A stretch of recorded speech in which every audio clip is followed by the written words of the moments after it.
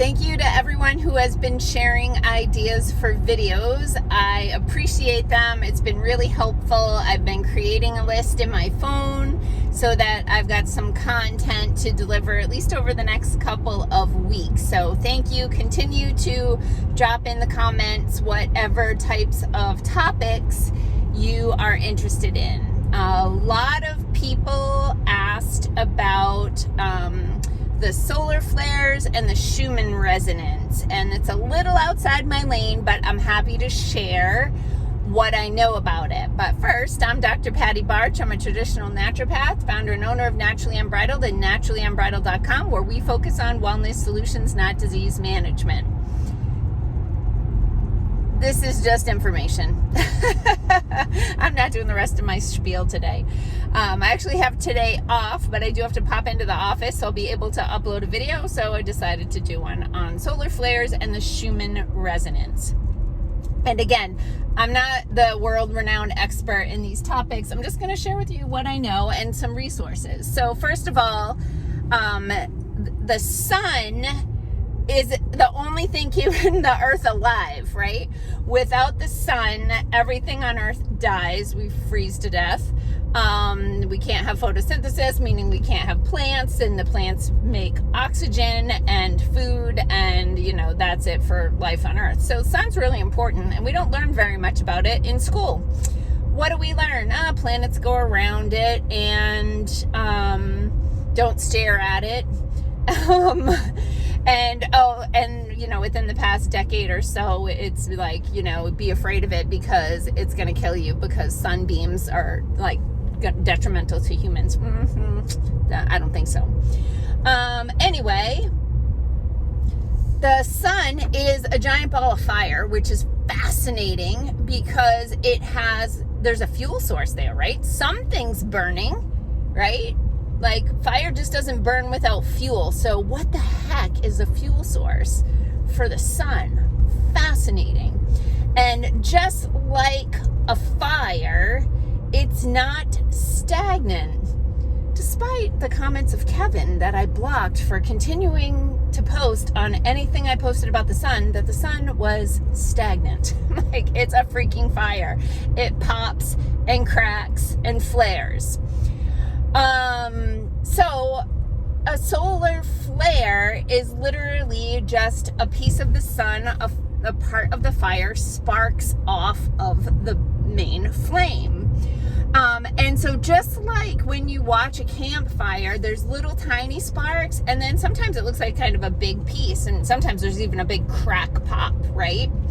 And so there are different types of solar flares, but the ones that we need to be most concerned about are earth-directed solar flares that are in the larger categories.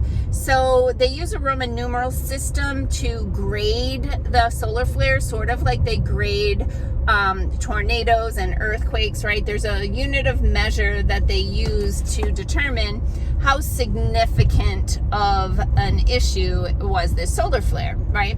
So C-class solar flares, those are just common. They don't even report them. Like, if you get alerts, like geeky people like me do, you don't get alerts for a C-class solar flare because that's constantly happening because the fire is cracking and spitting and popping. We do get alerts for the next level up, which is the M-class solar flare. And basically, M1 to M9.9 is the range for the M's. And those are like, you can think of them as moderate. The M is actually for the Roman numeral, but you can think of them as moderate solar flares. Like, they're worth paying attention to. The bigger the number, the more consideration they could require, but also keep in mind, if it's not directed toward the earth, it's not going to have as much of an impact. Then there's X-class solar flares, and those are the biggies, right? And so X1 is the smallest X-class solar flare, but that's equivalent to an M10, right? Because it's like metric, so a 10 scale. So I think the biggest I've seen was like an X10. I don't recall, but it's in that range that I've seen since I started keeping track of solar flares. Why do I keep track of solar flares? Well, as a holistic wellness professional, I just make observations, and I use some technology in my office that takes a measurement of the energy field of my client before I get into the scan. It basically is measuring the energy field, and there would be days where I would see like, wow, everybody's energy field is big today. It's on the larger side. Like normally I like to see the number between 5 and 10. And so maybe I'm seeing like 12s, 15, 17, 20, 30, something like, whoa, these are unusual because I usually see them between 5 and 10. And I would notice like in the same day, I would have multiple people scan with an extra large number. I'm like, that's interesting. I wonder what that's about. Then also just making observations over the years, I would notice that I would get 2 or 3 emails on the same day about somebody having a panic attack or somebody having a migraine, right? And I'm like, well, this is trendy. Like I'll go 6 weeks without an email about a panic attack. And then all of a sudden I get 3 in the same day. So a friend of mine like 10 years ago turned me on to a YouTube channel called Suspicious Observers.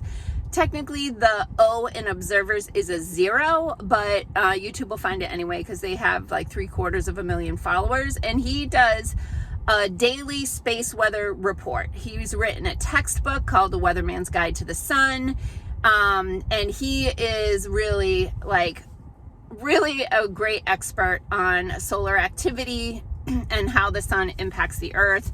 Every day he posts the sun weather report, and he also will post different scientific journal articles and either support them or critique them. He's kind of a brilliant guy, a little bit of an odd duck, but that's my people. So the other thing, the solar flares matter kind of on 2 levels. So when they first happen, we are energetically connected to the sun. So a lot of people, especially sensitive people, will have physical signs when the solar flare is happening. So these can be things like headaches, anxiety, insomnia, but highly sensitive people or energetically weaker people, like sick people, elderly people, can have negative impacts on their electrical parts of their body, like their brain, which is electric. So we might see seizure activity, migraine activity, or heart, because your heart is highly electric. So we could see a spike in arrhythmias, heart attacks, cardiac arrest, that sort of thing.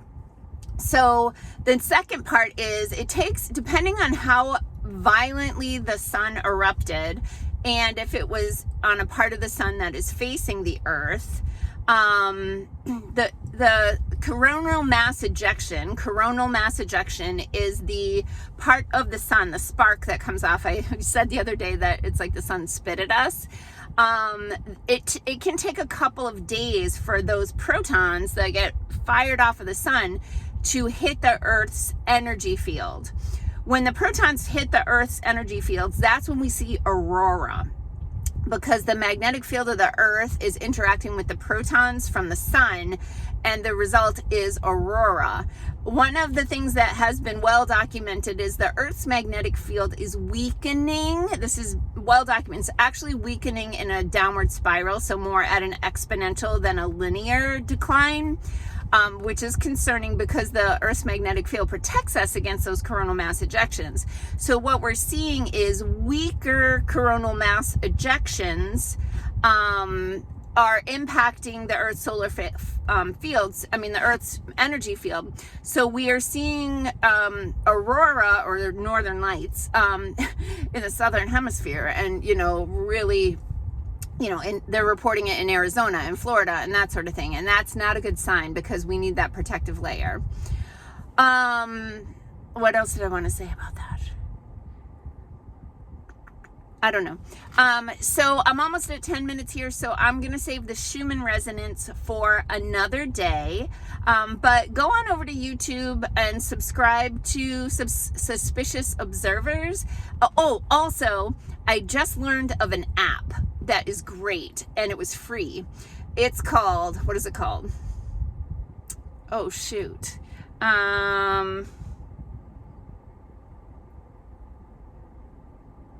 gonna have to put it in the video.